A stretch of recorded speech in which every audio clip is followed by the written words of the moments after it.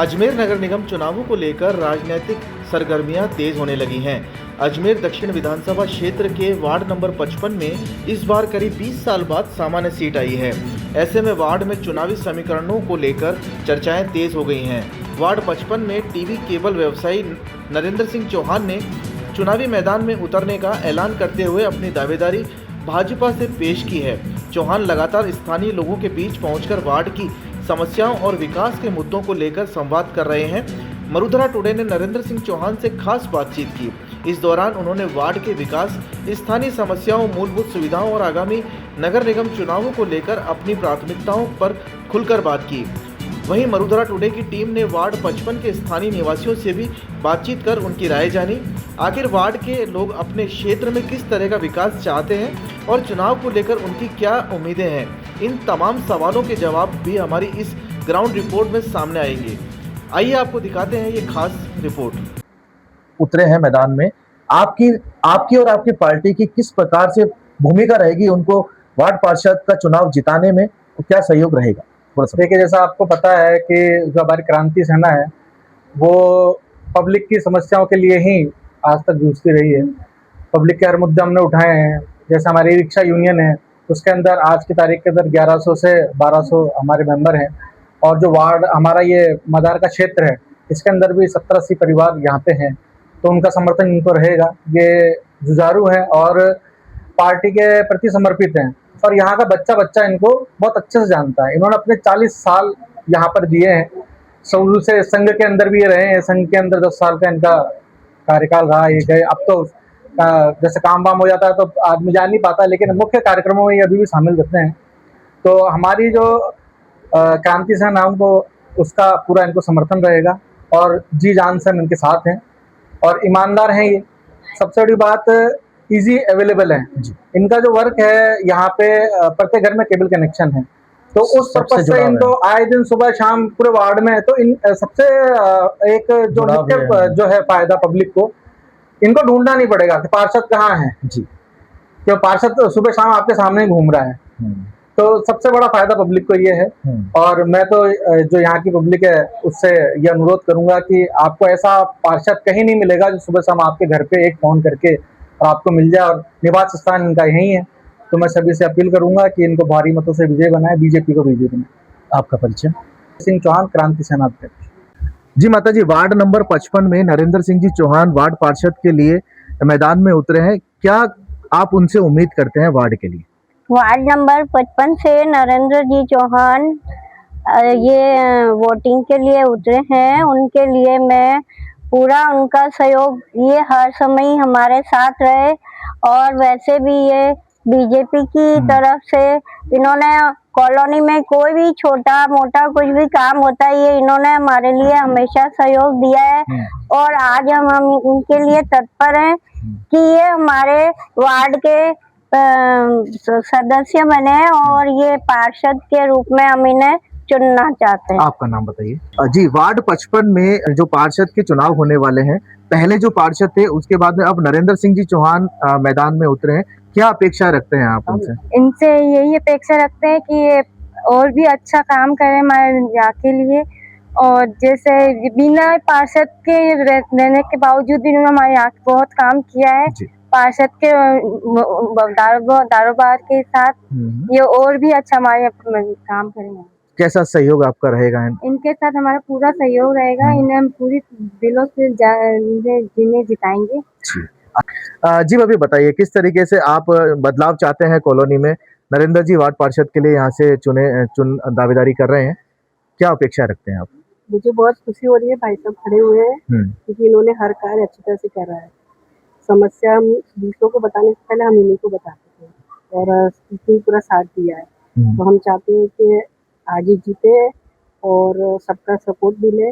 और जैसे बिना पार्षद के बड़े इन्होंने कार्य किए हैं, आगे भी कार्य करते रहे और बिना मतलब हर परेशानियों का इन्होंने सॉल्यूशन निकाला है। तो हम तो चाहेंगे कि भाई साहब जी पार्षद के रूप में स्वीकारे जाएं और पूरा सपोर्ट लोगों का मिले।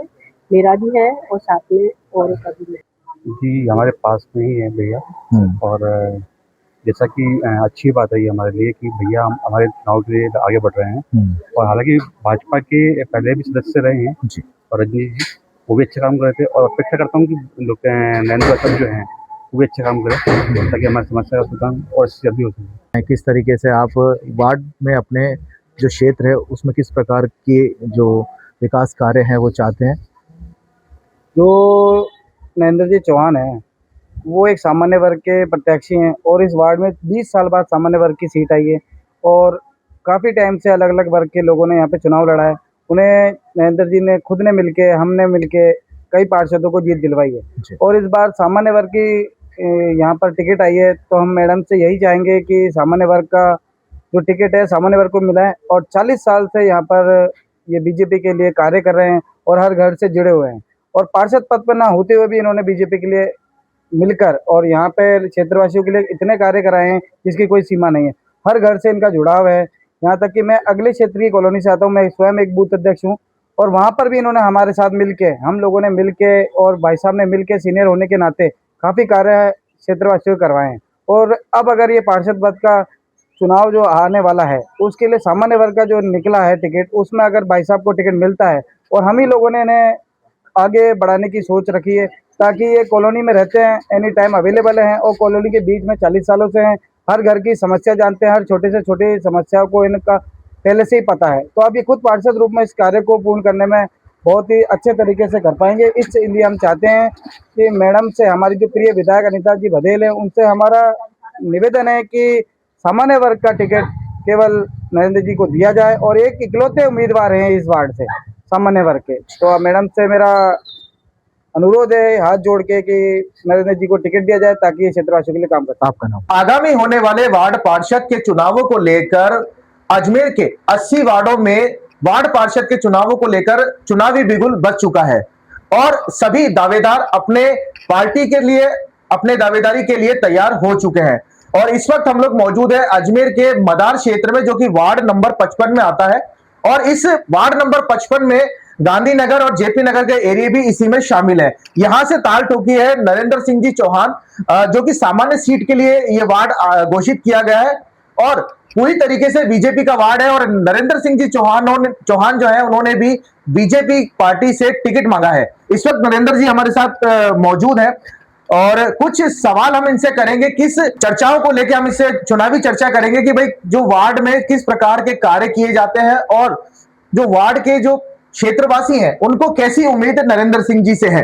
नरेंद्र जी सबसे पहले स्वागत है आपका मरुधरा टुडे पर। धन्यवाद सर। सर सबसे पहले आप अपना परिचय हमारे दर्शकों को बताएं।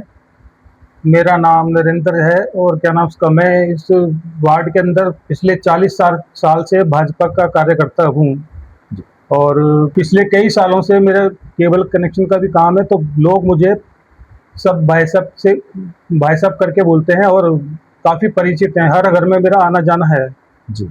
और इस वार्ड में मैं भाजपा का कार्यकर्ता तब से हूँ जब केवल 4-5 लोग ही कार्यकर्ता हुआ करते थे और तब से मैंने आज तक भाजपा के लिए हर काम किया है। मतलब आप ये समझिए कि अगर किसी घर में सबसे ऊपर अगर भाजपा का झंडा है तो वो किसी भी कार्यकर्ता से पूछ लीजिए तो वो बताएगा कि ये नरेंद्र भाई साहब लगा के आए। जी बिल्कुल, इस तरह का काम मैंने भाजपा के लिए किया है जी। और समर्पित कार्यकर्ता हूँ भाजपा के लिए। बिल्कुल आज तक मतलब कई चुनावों में कितने ही लोग आए और वो क्या नाम उसका चुनाव लड़े, लेकिन कई लोगों ने जो यहाँ पे है अपने हर बार हवा बदलने के साथ अपना खुद का रुख भी बदला है, लेकिन मैंने आज तक बीजेपी के कार्यकर्ता होने के नाते आज तक कभी अपना रुख बदला नहीं।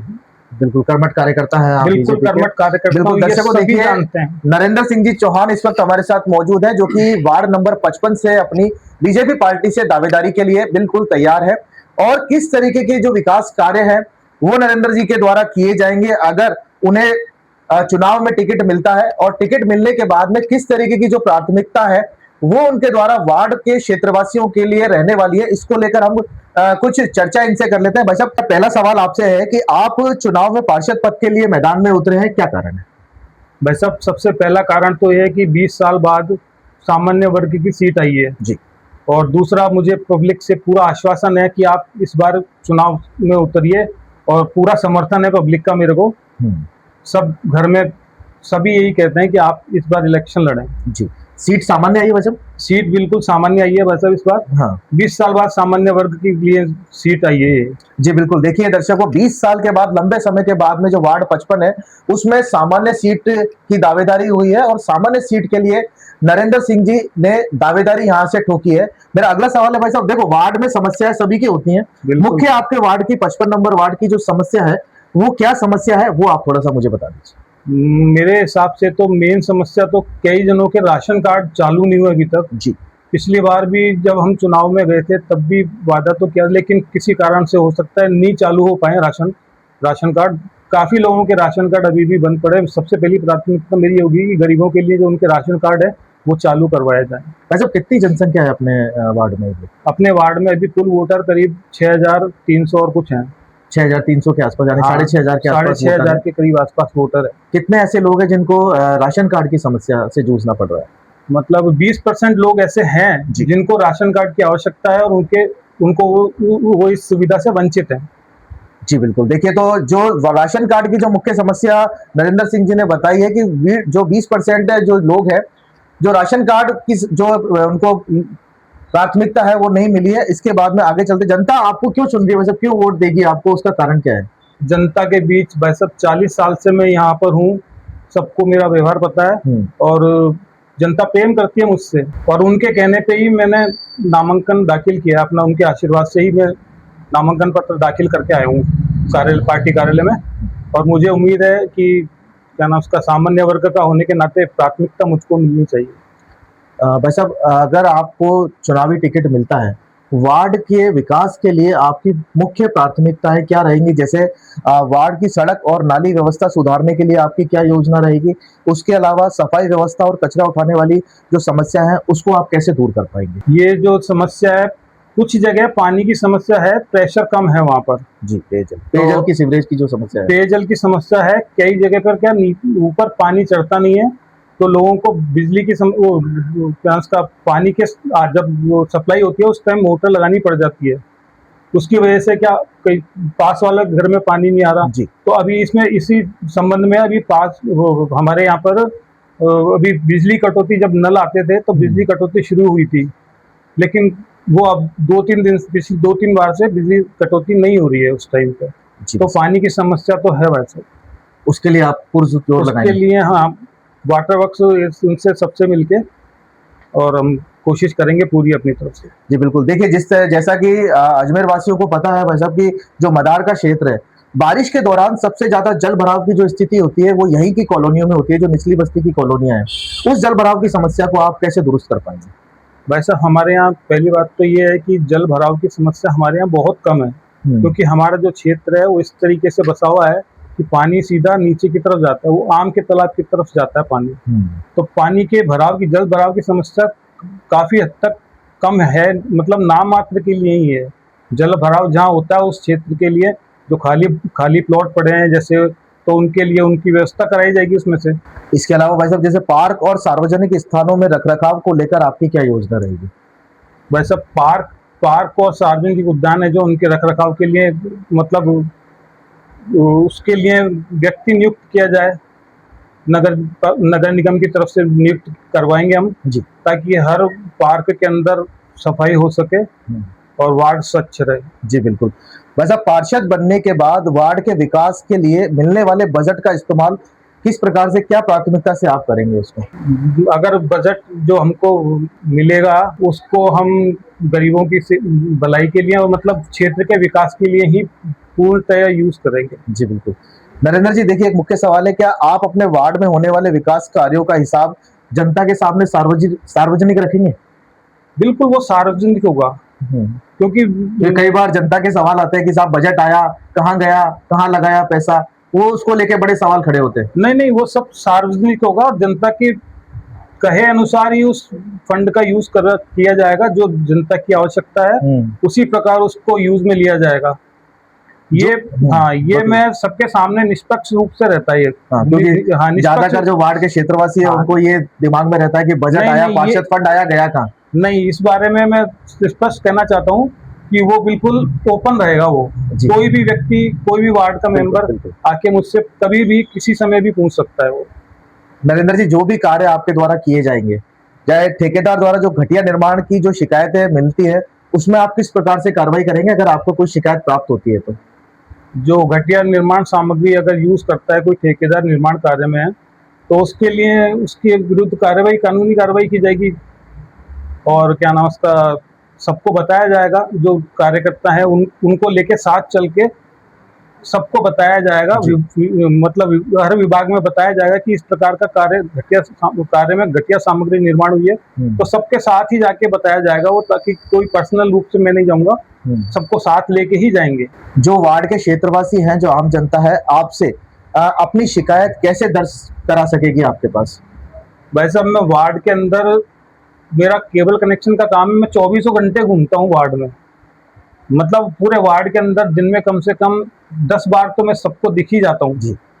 ये आप जनता से पूछ सकते हैं। तो उसके लिए मेरे को कोई अलग से स्पेशल वो लगाने की जरूरत नहीं है कि ऑफिस की क्या नाम उसका, मेरे को जनता वहां आके शिकायत कराए। मेरा अगला सवाल यही था कि क्या आप नियमित रूप से वार्ड में जनता के द्वारा जो जन सुनवाई है या अपना कहीं दरबार या ऑफिस कहीं लगाएंगे जिससे जनता आपसे डायरेक्ट जुड़ सके? जनता जहां जाएगी वहां लगा दूंगा मैं तो। और बुजुर्गों, महिलाओं, दिव्यांगों और जरूरतमंद परिवार के लिए आपकी क्या योजना रहने वाली है?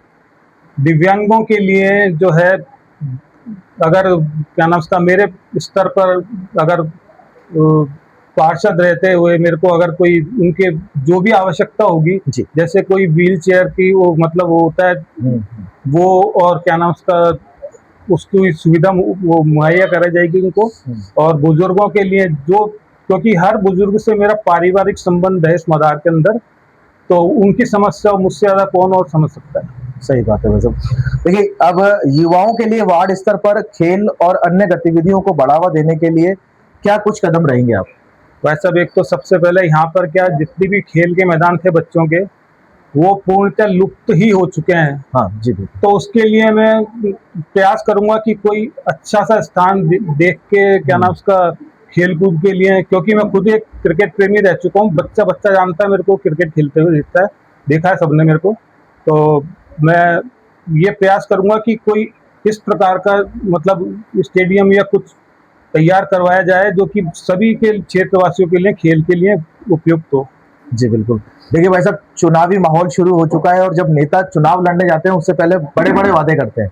बड़े-बड़े वादे करने के बाद में ऐसे कौन से 3 मुख्य वादे हैं जिन्हें आप जनता में 5 साल तक आपके काम में जनता आपको याद रखे? ऐसे मुख्य काम तो एक तो जो आपने बताया खेल के लिए जो है प्राथमिकता पहली हो रही है, वो प्राथमिकता पहली है, ठीक है ना। और दूसरा प्राथमिकता है जितने भी गरीब हैं जो इस श्रेणी में आते हैं कि उनको लाभ मिलना ही चाहिए, बीपीएल कार्ड हो या राशन कार्ड हो, उनको वो सबसे पहली प्राथमिकता होगी मेरी। नगर निगम में आपकी पार्टी का बोर्ड नहीं बनता है तो क्या आप विपक्ष में रहकर भी अपने बोर्ड का काम करा पाएंगे? वैसा ऐसा है कि पहली बात तो मुझको लगता नहीं है भारतीय जनता पार्टी से लोग इतने जुड़ाव में हैं कि वो इस प्रकार का बोर्ड तो कोई बनने की संभावना मुश्किल, बहुत ना के बरोबर है। और अगर ऐसा हुआ भी तो मैं तो अपने पार्टी के लिए और अपने क्षेत्र के लिए पुरजोर कोशिश करूंगा और हमेशा लड़ूंगा उनके अधिकारों के लिए, क्षेत्रवासियों के। बिल्कुल अहमद जी। अगर अधिकारी आपकी बात नहीं मानते हैं तो उसके लिए आप कहाँ पे शिकायत करेंगे? क्या कुछ चरण रहेगा आपका आगे को लेकर?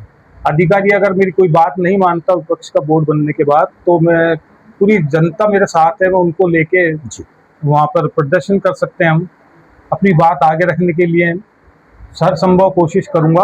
नरेंद्र जी, पिछले पार्षद के काम से आप कितने संतुष्ट हैं और सबसे बड़ी कमी क्या रही इन 5 सालों में? वैसे पिछले पार्षद के कार्य से संतुष्ट तो है हम, लेकिन मैंने उस समय भी, जब पार्षद ना रहते हुए भी मैंने जनता के कार्य, उनके साथ रहते हुए काफी जनता के कार्य करवाए पिछले पार्षद के साथ क्षेत्र के अंदर। जी बिल्कुल। और क्या आप ये मानते हैं कि पार्षद को सिर्फ चुनाव के समय नहीं बल्कि पूरे 5 साल जनता के बीच में रहना पड़ता है? बिल्कुल, पूरे 5 साल रहना चाहिए। 5 साल क्या, मैं तो पिछले 25 साल से रह रहा हूँ। सब 25-30 साल हो गए मुझको जनता के बीच में ही रहता हूँ मैं। तो मुझको ये तो लगता नहीं है कि क्या नाम उसका केवल 5 साल ही रहना चाहिए, हमेशा ही रहना चाहिए।